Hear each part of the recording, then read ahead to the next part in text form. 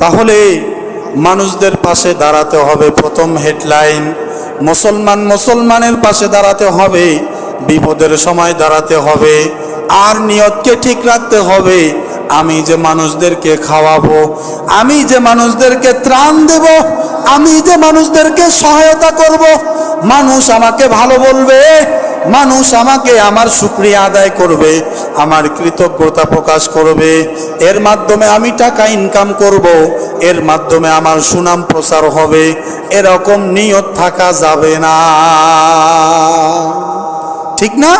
আল্লাহ তাআলা এ কথাটাই সূরা দাহারের ৮ এবং ৯ নম্বর আয়াতের মধ্যে বলছেন, ইন্নামা নুতিমুকুম লিওয়াজহিল্লাহ, আমরা তোমাদেরকে খাওয়াই একমাত্র আল্লাহর জন্যই। বলেন সুবহানাল্লাহ। আমরা তোমাদেরকে ত্রাণ দেই, আমরা তোমাদেরকে সহায়তা করি, আমরা তোমাদেরকে আর্থিক সহায়তা করি, সব কিছু করি কার জন্য? আল্লাহর জন্য। নাকি এই যে তো আপনাদেরকে ত্রাণ দিচ্ছি, আপনাদেরকে এরকমভাবে সহায়তা করছি, এর দ্বারা ভিডিও করে ফেসবুকের মধ্যে দিব, ইউটিউবের মধ্যে দেব, এর দ্বারা মানুষ দেখবে, আমি ভাইরাল হব, এর থেকে কিছু টাকা কামাবো, এরকম নিয়ত করার কোনো সুযোগ আছে? কথা বলেন না, কোনো সুযোগ আছে? এরকম নিয়ত যাদের মধ্যে আছে তাদের দান খয়রাত সহায়তা ত্রাণ কোনো কাজে আসবে না। বলেন নাউজুবিল্লাহ। কি বুঝছেন তো?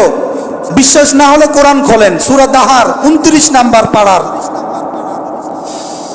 ইন্নামা নুতিমুকুম লিওয়াজহিল্লাহ লা নুরিদু মিনকুম জাযা, মানে কোনো প্রতিদান চাই না। কি চাই না? এই যে তোমাদেরকে খাওয়াইলাম, ত্রাণ দিলাম, আর্থিক সহায়তা করলাম, এর মাধ্যমে আমি কি? জাযা ওয়ালা শুকুরা, প্রতিদানও চাই না, কৃতজ্ঞতাও চাই না। কি চাই? লিওয়াজহিল্লাহ, একমাত্র আল্লাহর সন্তুষ্টি চাই।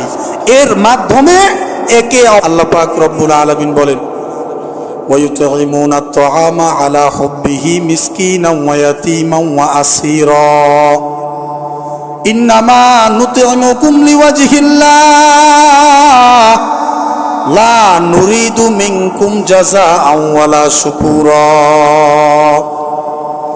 তারা তো কেবলমাত্র আল্লাহ পাক রব্বুল আলামিনকে ভালোবেসে মিসকিনদেরকে খাওয়ায়, দরিদ্রদেরকে খাওয়ায় এবং বন্দীদেরকে খাওয়ায়, এবং তারা বলে আমরা এরকমভাবে তোমাদেরকে খাওয়াই একমাত্র আল্লাহর সন্তুষ্টি লাভের জন্য।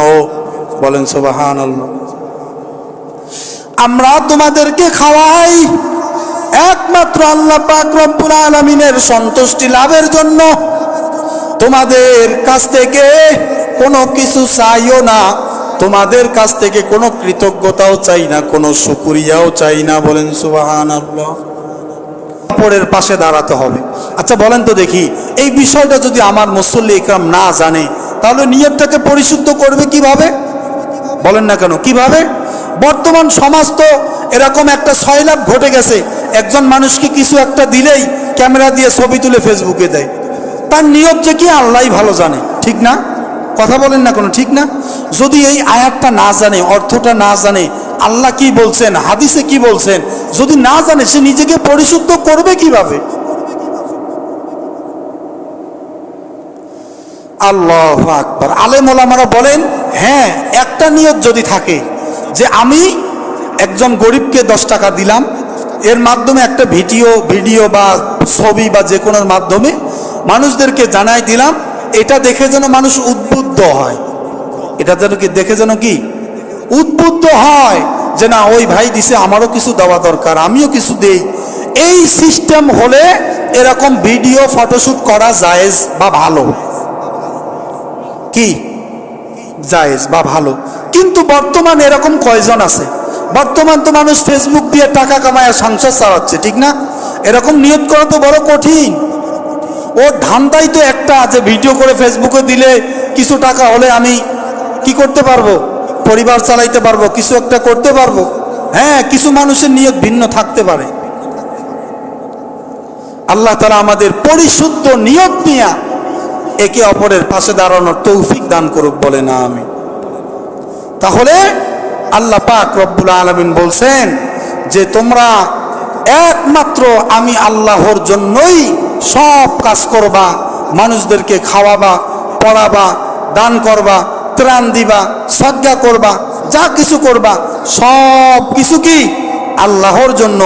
মানুষ আমাকে ভালো বলবে, সামনে ইলেকশন করব, আমাকে ভোট দিবে, এখন যদি কিছু সহায়তা না করি, মানুষের যদি পাশে না দাঁড়াই, আমি ভোটে দাঁড়ালে মানুষ তো আমাকে ভোট দিবে না, এরকম নিয়তে যদি কেউ কাউকে কিছু দেয়, বলেন তো দেখি কিছু স্বভাব হবে? কোনো কিছু স্বভাব হবে না, হবে না। তবে এ কথার মাধ্যমে আবার দূরে সরে যাওয়া যাবে না।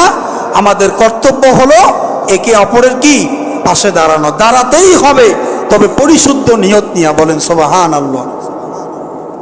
কি নিয়ত নিয়া? পরিশুদ্ধ নিয়ত নিয়া। আল্লাহ তৌফিক দান করুক, বলে না আমিন।